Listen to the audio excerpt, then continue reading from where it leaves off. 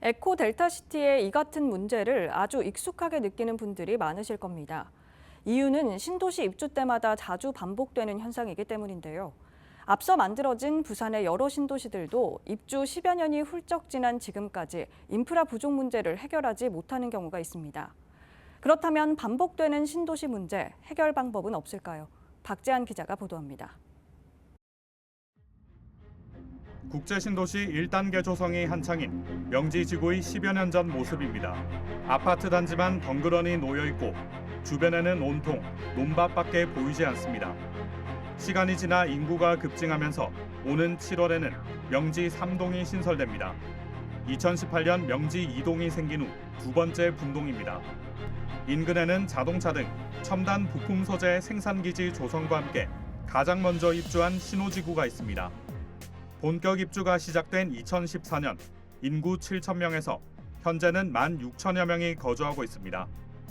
명지와 신호지구를 합한 인구는 강서구 전체 인구의 70%에 달합니다. 신도시 형성으로 무게추가 이동한 겁니다. 주거는 안정화 단계에 접어들었지만 인프라 형성은 현재 진행형입니다. 학교는 여전히 부족합니다. 파출소는 명지 1동의 한 곳, 소방서는 신호동 한 곳에 불과합니다. 계획된 대형 병원과 대학 캠퍼스 유치 등은 상당한 시일이 걸릴 전망입니다. 큰 병원은 여기가 없으니까 만약 애가 아프면은 하단 쪽으로 나가야지. 하단 쪽으로. 하단이나 우리 아씨 같은 경우에는 아팠을 때 대학병원 가고, 저기 동아대 병원 가고, 뭐 그랬지. 우리 차편으로 다니는 거지.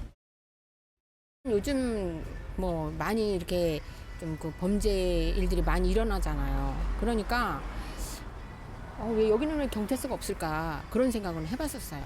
좀 문화시설 같은 거는 아무래도 여기는 좀 저기 신도시에 비해서는 여기는 좀 시골인 것 같아요.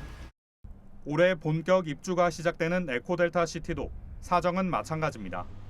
전문가들은 초기 신도시들이 겪는 문제를 해소하기 위해선 자급자족 기능이 우선돼야 된다고 지적했습니다. 자족 기능이 어느 정도 갖추어져 신도시 내에서 활동이 가능해야 하지만 인프라 부족 등으로 베드타운화되면 출퇴근 문제도 뒤따릅니다. 도심 외곽에 있는 신도시까지 접근하는 교통망이 차후에 형성되기 때문입니다. 거기에 에코델타의 원래 시작점이 이제 물류 복합 도시였습니다. 물류 이제 거기 공항도 가깝고 신항도 가깝고 하니까 이제 물류주로 해가지고 물류 복합 도시로 이제 출발을 해서 이제 수자원공사에서 만들어진 건데 이제 그 제가 보기엔 잘 되기 위해서는 그런 어떤 거기에 첨단 산업 단지도 있고요, 연구 단지도 있고요, 물류 단지도 있고요. 그다음에 중소기업 단지도 있고 여러 가지 그 자족 기능을 갖다 강화할 수 있는 어떤 산업 기능들이 있는데 그런 것들이 얼마나 잘 먼저 갖춰지냐에 따라서 아마 에코델타의 성패가 또 좌우되리라고 생각이 됩니다. 신도시의 인프라 부족 문제는 되풀이될 가능성이 큽니다. 계획에 따른 예산 투자와 관리를 통해 근본적인 문제를 개선하는 노력이 필요해 보입니다. BTV 뉴스 박찬입니다.